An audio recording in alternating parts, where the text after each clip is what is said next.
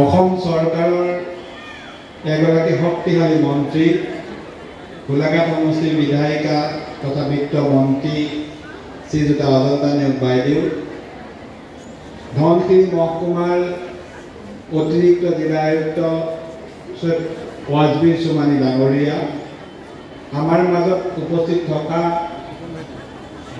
প্ৰশাসনিক বিষয়া সুতৃষ্ণা বৰদলৈ ডাঙৰীয়ানী, বৰপথাৰ আৰু সৰুপথাৰ পৌৰসভাৰ সন্মানীয় পৌৰপতিদ্বয়, আমাৰ মাজত উপস্থিত থকা বড়ো কছাৰী অট'নমাছ কাউন্সিলৰ এক্সিকিউটিভ মেম্বাৰ প্ৰদীপ চৰকাৰী ডাঙৰীয়া, আমাৰ সত্যব্ৰত দত্ত ডাঙৰীয়াকে ধৰি মঞ্চত উপবিষ্ট বিশিষ্ট ব্যক্তিসকল, আজি এই অনুষ্ঠানটোত আমাৰ মাজত উপস্থিত থকা ধনশিৰি মহকুমাৰ বিভিন্ন প্ৰান্তৰ পৰা ইয়াত উপস্থিত হোৱা মোৰ অতি শ্ৰদ্ধাৰ আইসকল, ইয়াত উপস্থিত সুধীবৃন্দ, মই প্ৰথমতে আপোনালোক সকলোলৈকে ভোগালী বিহুৰ উলহ শুভেচ্ছা জ্ঞাপন কৰিছোঁ। আশা কৰিছোঁ যে ভোগালীৰ মেজিৰ জুই উত্তাপে আমাৰ মাজলৈ সৌভাগ্যৰ বতৰা কঢ়িয়াই আনক আৰু আমিও সমগ্ৰ অসমৰ লগতে সৰুপথাৰবাসীও এখন আগশাৰীৰ সমাজত সমস্যাবিহীনভাৱে বাস কৰাৰ অভিজ্ঞতা আগন্তুক দিনত লাভ কৰিম, তাকেই আশা কৰিছোঁ। মই আমাৰ মাজত উপস্থিত থকা মাননীয় মন্ত্ৰী অজন্তা নেওগ বাইদেউক ধন্যবাদ আৰু কৃতজ্ঞতা জ্ঞাপন কৰিছোঁ। বিগত সময়ছোৱাত অভিভাৱক হিচাপে বাইদেৱে তেখেতৰ দীঘলীয়া অভিজ্ঞতাৰে আমাক বিভিন্ন বিষয়ত দিহা পৰামৰ্শ দি আগবাঢ়ি যোৱাত সহায় কৰাৰ লগতে অসমৰ বিত্তমন্ত্ৰী হিচাপে সৰুপথাৰ সমষ্টিৰ সৰ্বাংগীন বিকাশত মুখ্যমন্ত্ৰী মহোদয়ৰ যি আমাৰ প্ৰতি থকা সহানুভূতি, তাৰ লগত সমানে বাইদেৱে সহযোগিতা আগবঢ়াই সৰুপথাৰৰ উন্নয়ন আৰু বিকাশত আমাক সহায় কৰি আহিছে। মই সেইকাৰণে বাইদেউৰ বাবে এটা হাত চাপৰি বজাবলৈ আপোনালোকক অনুৰোধ জনাইছোঁ। মাননীয় মুখ্যমন্ত্ৰী ডক্টৰ হিমন্ত বিশ্ব শৰ্মা ডাঙৰীয়াই মুখ্যমন্ত্ৰীৰ দায়িত্ব গ্ৰহণ কৰাৰ পাছত ভাৰতবৰ্ষৰ প্ৰধানমন্ত্ৰী নৰেন্দ্ৰ মোদী ডাঙৰীয়াৰ যি আদৰ্শ যে আমাৰ মহিলাসকলৰ সবলীকৰণ, মহিলাসকলক শক্তিশালী কৰিব লাগে আৰু মহিলাসকল শক্তিশালী হ'লেই ঘৰখন শক্তিশালী হ'ব, সমাজখন শক্তিশালী হ'ব, এই দৃষ্টিভংগীয়ে কাম কৰি আহিছে আৰু এই দৃষ্টিভংগীয়ে কাম কৰি প্ৰত্যেকগৰাকী মহিলাক শক্তিশালী কৰাৰ বিভিন্ন আঁচনি গ্ৰহণ কৰিছে। নিৰ্বাচনৰ সময়ত যি প্ৰতিশ্ৰুতি দিয়া হৈছিল যে মাইক্ৰ' ফাইনেন্সৰ ঋণসমূহ ৰেহাই দিয়া হ'ব, আপোনালোকৰ মাজত হয়তো বহুতৰ মাইক্ৰ' ফাইনেন্সৰ ঋণ আছিল, যিখিনি ঋণ NPA হোৱাৰ ফলত আপোনালোকৰ বেংকিং ব্যৱস্থাৰ লগত জড়িত হৈ থাকিবলৈ অসুবিধা হৈছিল বা আপোনালোকক বেংকৰ কিছুমান এজেণ্টে আহি অসুবিধা দিছিল আৰু মুখ্যমন্ত্ৰী মহোদয়ে প্ৰথম কেবিনেটতে আইসকলৰ এই সমস্যা দূৰ কৰিবৰ বাবে সিদ্ধান্ত লৈছিল আৰু এগৰাকী বিত্তমন্ত্ৰী হিচাপে বাইদেৱে সেই সিদ্ধান্ত ৰূপায়ণ কৰাত বলিষ্ঠ ভূমিকা লৈছে আৰু আজি মাইক্ৰ' ফাইনেন্সৰ প্ৰায় 80% মহিলা ঋণমুক্ত হ'ল আৰু বাকীসকলৰ যিখিনি বাকী আছে সেইখিনি কম দিনৰ ভিতৰতে পূৰ হ'ব। এখন ঘৰ শক্তিশালী হ'বলৈ হ'লে ঘৰখনৰ মহিলাগৰাকী শক্তিশালী হ'ব লাগিব। যদি ঘৰখনত মহিলাগৰাকী অভাৱ অনাটনৰ মাজত থাকিব লাগে, যদি ঘৰখনত মহিলাগৰাকী সমস্যাৰ মাজত থাকিব লাগে, যদি ঘৰখনত মহিলাগৰাকীয়ে কাৰোবাৰ ওচৰত হাত পাতিব লাগে, তেতিয়া সেই ঘৰখনৰ মহিলাগৰাকী স্বাৱলম্বী বুলি ক'ব পৰা নহয়। সেইকাৰণে মহিলা শক্তিক অধিক শক্তিশালী কৰিবৰ বাবে অসম চৰকাৰে অৰুণোদয় আঁচনি গ্ৰহণ কৰিছিল আৰু এই অৰুণোদয় আঁচনিৰ জৰিয়তে লাখ লাখ মহিলাক সামৰি লোৱা হৈছিল আৰু আমাৰ সমষ্টিটো প্ৰায় 21,000 মহিলাক আমি অৰুণোদয় আঁচনিৰ জৰিয়তে প্ৰত্যেক মাহৰ 10 তাৰিখে তেখেতসকলৰ একাউণ্টত তেখেতসকলৰ আৰ্থিক সাহায্য প্ৰদান কৰি অহা হৈছে। কিন্তু তাৰ লগতে ঘৰখনৰ নিত্য নৈমিত্তিক যিখিনি প্ৰয়োজন তাৰ ভিতৰত এটা প্ৰয়োজনীয় বস্তু হ'ল যে চাউল আমাক লাগে আৰু অসমৰ বেছিভাগ পৰিয়ালৰ হাততে ৰেচন কাৰ্ড নথকাৰ ফলত চাউলৰ সমস্যাটো এটা ডাঙৰ সমস্যা আছিল, যিটো কথা আমি কোভিডৰ সময়ত বৰকৈ উপলব্ধি কৰিছিলোঁ আৰু মুখ্যমন্ত্ৰী মহোদয়ে সেইকাৰণে প্ৰত্যেকটো পৰিয়ালে যাৰ উপাৰ্জন 4 লাখ টকাতকৈ কম এই পৰিয়ালবিলাকে যাতে ৰেচন কাৰ্ড পায় সেই কথা সুনিশ্চিত কৰিছিল আৰু আজি আমি গৌৰৱেৰে ক'ব পাৰোঁ যে আমাৰ সৰুপথাৰ সমষ্টি যিটো ডিলিমিটেশ্যনৰ পাছৰ সমষ্টি কেৱল ধনশিৰি মহকুমাতে আমি 26,859 গৰাকী ব্যক্তিক আজি ৰেচন কাৰ্ড বিতৰণ কৰিম, যাৰ মাজত আপোনালোকো আছে। ইমান বৃহৎ সংখ্যক লোকক একেলগে ৰেচন কাৰ্ড বিতৰণ কৰা কথাটো আগতে ভাবিব নোৱাৰা কথা। আগতে এখন ৰেচন কাৰ্ডৰ কাৰণে আমি হাহাকাৰ কৰি থাকোঁ।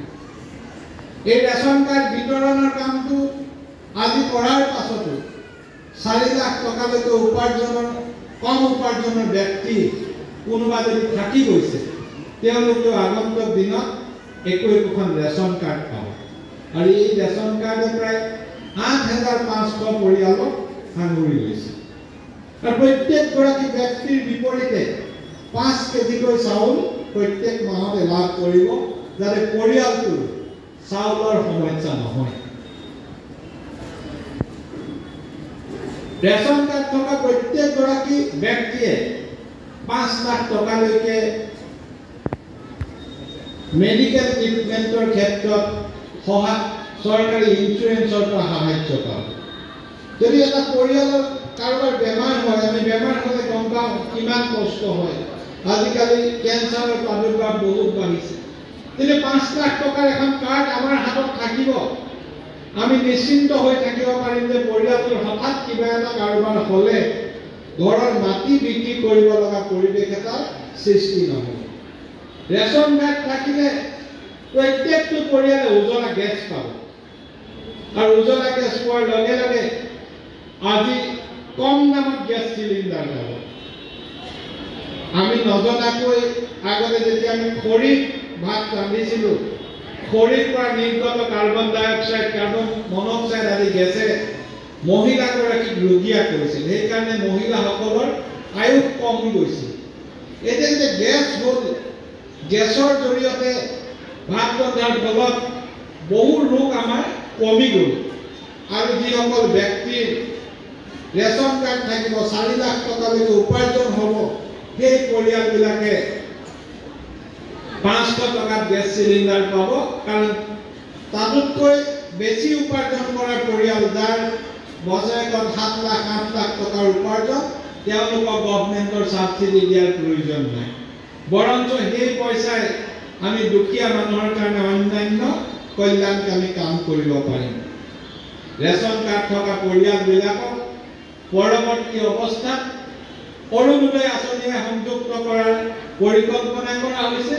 তেতিয়া আপোনালোকৰ প্ৰত্যেকেই আবেদন নকৰাকৈ অৰুণোদয় আঁচনি অন্তৰ্ভুক্ত হ'ব, যিসকল অন্তৰ্ভুক্ত নহয়। আৰু এই গোটেই কামখিনি অসম চৰকাৰে খুব কম দিনৰ ভিতৰতে কৰাৰ পৰিকল্পনা কৰিছে। গতিকে আমি যিখন সমাজত বাস কৰিছোঁ, আমি লাহে লাহে আমাৰ সমাজৰ চিত্ৰখন, প্ৰতিচ্ছবিখন সলনি হোৱা দেখিবলৈ পাব লাগিব। আমি আগতে দেখিছিলোঁ যে পূৰ্বৰ যিবিলাক চৰকাৰ আছিল, কংগ্ৰেছৰ চৰকাৰ, তৰুণ গগৈ চৰকাৰ, এই চৰকাৰবিলাকৰ দিনত দুমুঠি বা এমুঠি সূতা বিতৰণ কৰা হৈছিল। 200 টকীয়া এখন কম্বল বিতৰণ কৰা হৈছিল, যাৰ জৰিয়তে দুখীয়া মানুহক লৈ তেওঁলোকে ৰাজনীতি কৰিছিল। তেওঁলোকে সূতা কম্বল বিতৰণ কৰিছিল কেৱল সেইসকল ব্যক্তিক যিসকল ব্যক্তি কংগ্ৰেছৰ সদস্য আছিল বা কংগ্ৰেছৰ বাবে তেওঁলোকে ভোট আশা কৰিছিল। আমি যেতিয়া ৰেচন কাৰ্ড দিছোঁ, ৰেচন কাৰ্ড দিয়াৰ সময়ত 4 লাখ টকালৈকে উপাৰ্জনৰ দুখীয়া মানুহ আমি লক্ষ্য কৰিছোঁ। ইয়াত কোন এজিপি, কোন বিজেপি, কোন কংগ্ৰেছ, কোন এআইডিএফ, কোন জাতীয় পৰিষদ আমাৰ চাবলৈ নাই। ইয়াৰ কাৰ্ডখন দিয়াৰ সময়ত কোন হিন্দু, কোন মুছলমান, কোন খ্ৰীষ্টান, কোন জৈন, কোন বৌদ্ধ আমি চোৱা নাই। আমাৰ লক্ষ্য এটাই, সেয়া হ'ল দৰিদ্ৰ জনগণৰ সেৱা কৰিব লাগে। দৰিদ্ৰ জনগণৰ কোনো জাতি, ধৰ্ম, ভাষাৰ প্ৰশ্ন নাহে। দৰিদ্ৰতাৰ পৰা তেখেতসকলক ওপৰলৈ লৈ যোৱাটোৱে চৰকাৰৰ আটাইতকৈ ডাঙৰ উদ্দেশ্য।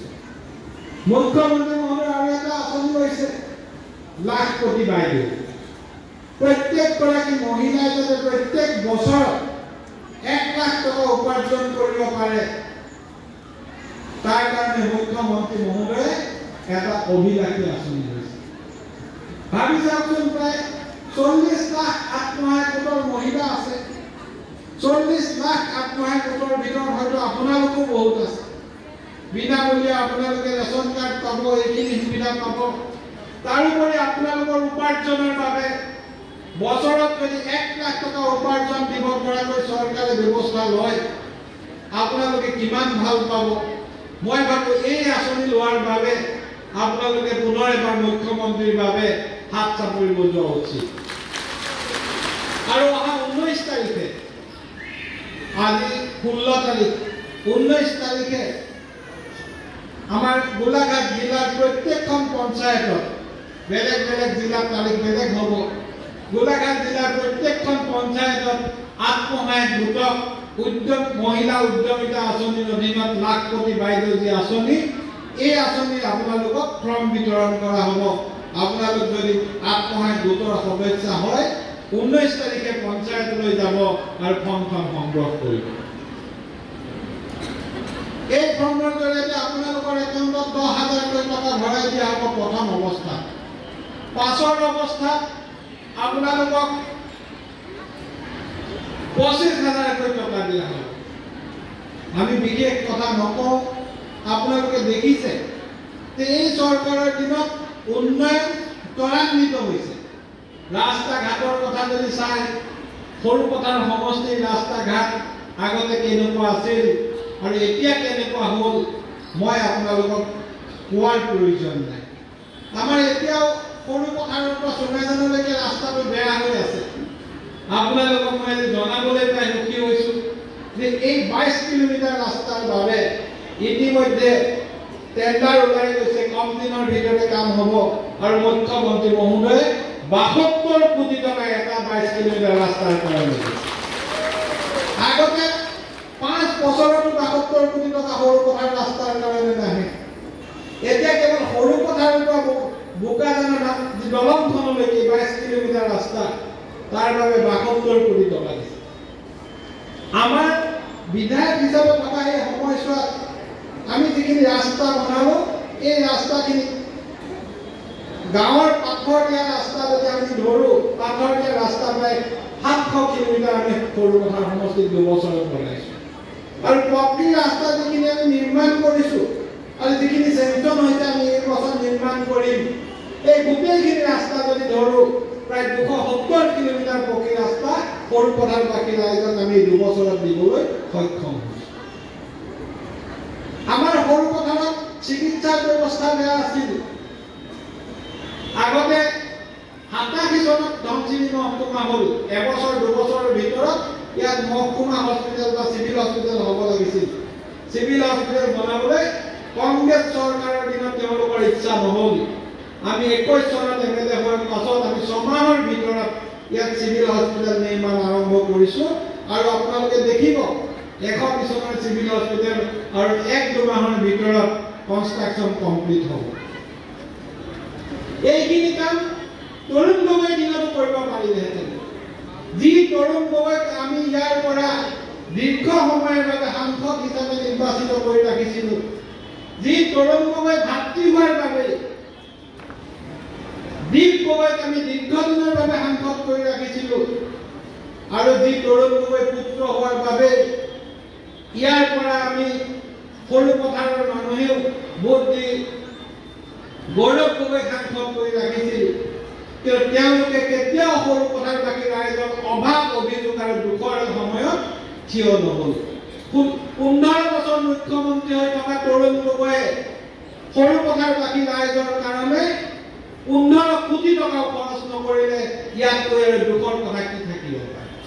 আৰু এতিয়া সেই তৰুণ গগৈ পুত্ৰ গৌৰৱ গগৈ, যি গৌৰৱ গগৈ ইয়াৰ মানুহে 10 বছৰ ইমান দিনে সাংসদ কৰি ৰাখিলে, সেই গৌৰৱ গগৈ আজি তেওঁ নিৰ্বাচনৰ বাবে যেতিয়া মুখামুখি হ'ব লৈছে, ডিলিমিটেশ্যন দেখি ইয়াৰ ৰাইজক কাপুৰুষৰ দৰে পলাই গৈছে, তেওঁ ইয়াৰ ৰাইজক এৰি থৈ। মই কওঁ যে গৌৰৱ গগৈ এজন কাপুৰুষ নহ'লে তেওঁ যিখিনি ৰাইজে তেওঁক ইমান দিনে মৰম দিছিলে, নিৰ্বাচনত হাৰক বা জিকক এই একেটা সমষ্টিতে তেওঁ নিৰ্বাচন খেলিব লাগিছিল। আপোনালোকৰ বহুতে হয়তো গৌৰৱ গগৈ ভোট দিছিলে, তেওঁ প্ৰত্যুত্তৰত কি দিলে বাকীটো বাদেই। সাংসদ হিচাপে 10 বছৰত যি 50 কোটি টকা তেওঁ পালে, সেই 50 কোটি টকাৰ ক'ৰবাত আপোনালোকে আজিলৈকে দেখিলেনে তেওঁ সাংসদ পুঁজি খৰচ কৰা? মই বিধায়ক হ'লো, 2 বছৰ হৈছে, 2 বছৰৰ বিধায়ক পুঁজি 2 কোটি মাত্ৰ পাইছোঁ। মই কৰা কাম আপোনালোকে যদি যায় প্ৰত্যেকটো পঞ্চায়ততে দেখিব। শ্বহীদ কুশল কোঁৱৰৰ স্মাৰক মই প্ৰথমেই বনাইছিলোঁ।